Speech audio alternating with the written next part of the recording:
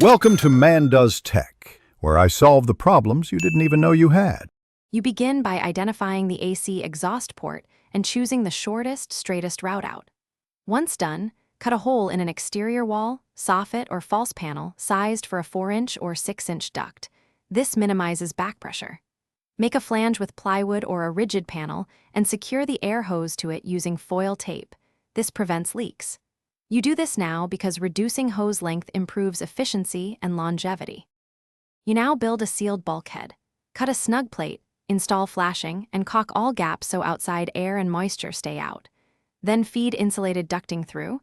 Make sure the hose is as straight as possible because bends reduce flow. Once the hose is in place, secure it with straps every 3 to 4 feet and tape all seams. Make sure to slope the hose slightly toward the unit to prevent condensate pooling. This reduces corrosion and mold risk. You finish by powering the AC and testing airflow at the outlet and exhaust.